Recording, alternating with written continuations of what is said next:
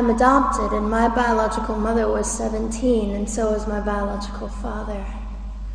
She was 7.5 months pregnant when she decided to go to Planned Parenthood, which is the largest abortion provider in the world, and they counseled her to have a late-term saline abortion, which is a saline salt solution that is injected into the mother's womb.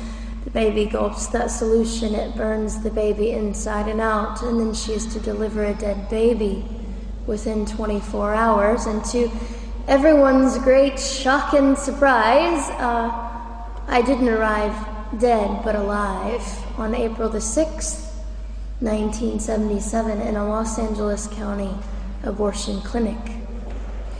What's fantastic about this, about the perfect timing of my arrival, is that the abortionist was not on duty yet.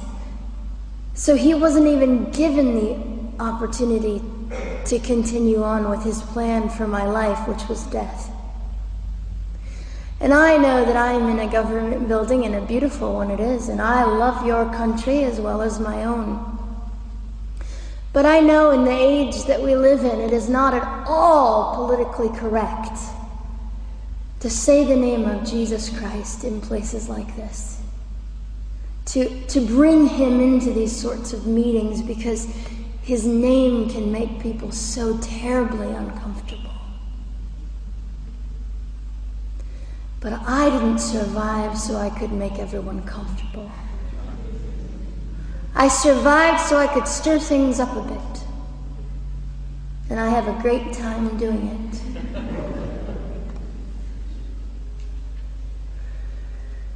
And so I was delivered alive, as I've already said, after 18 hours. I should be blind, I should be burned, I should be dead.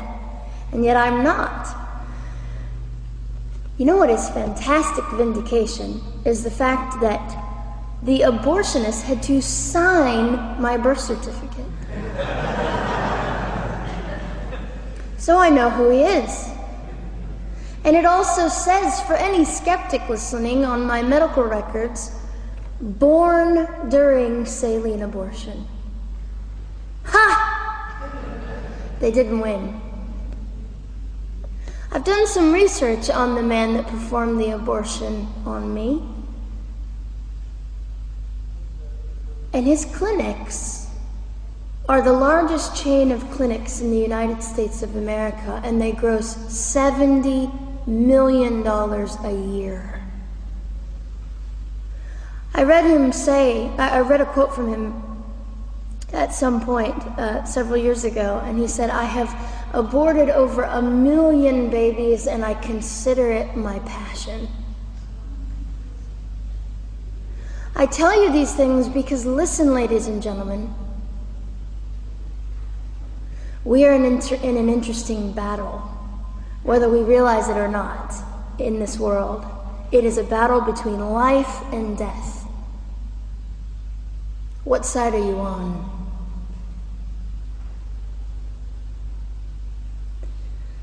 So a nurse called an ambulance and had me transferred to a hospital, which is absolutely miraculous. Generally, the practice at the time, and up until 2002, was, in my country, was to end the life of an abortion survivor by strangulation, suffocation, leaving the baby there to die, or throwing the baby away.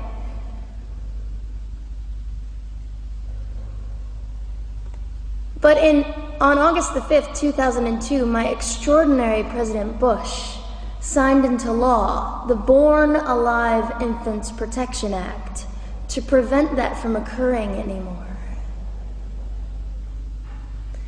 You see, we're playing for keeps. We're playing I'm hoping to be hated by the time that I die so that I can feel God about me and understand what it was to be hated. He was hated. Christ was hated. And not that I look forward to being hated, but I know along my journey, I know I'm already hated because I declare life. I say, you didn't get me. The silent Holocaust didn't win over me. And my mission, ladies and gentlemen, among many things, is this: to infuse humanity into a debate that we have just compartmentalized and set on a shelf and said it is an issue. We have removed our emotions. We are becoming harder. Do you really want that? How much are you willing to take, and how much are you willing to risk to speak the truth in love and graciousness and stand up and at least be willing to be hated? Or at the end of the day, is it all about you or me? And so, after that, I was placed in an emergency foster care home where they decided they didn't like me very well, and as I'm fond of saying, I don't know how you could not adore me right from the start. What is wrong with these people? But they didn't. You see, I've been hated since conception by so many, and loved by so many more, but most especially by God. I'm his girl. You don't mess with God's girl.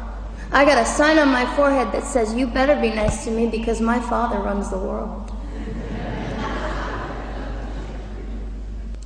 So after I was placed in the mean home, I was taken out of the mean home and placed into another home, a beautiful home, Penny's home. And she said by this time I was 17 months old, 32 pounds of dead weight, and diagnosed with what I considered to be the gift of cerebral palsy, which was caused directly by the lack of oxygen to my brain while I was trying to survive.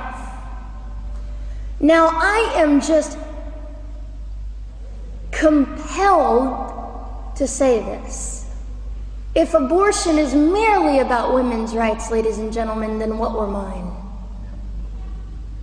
There was not a radical feminist standing up and yelling about how my rights were being violated that day. In fact, my life was being snuffed out in the name of women's rights.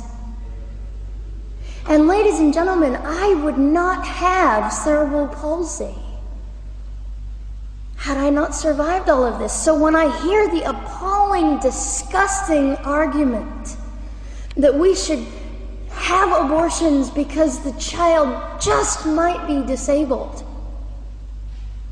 oh, the horror that fills my heart.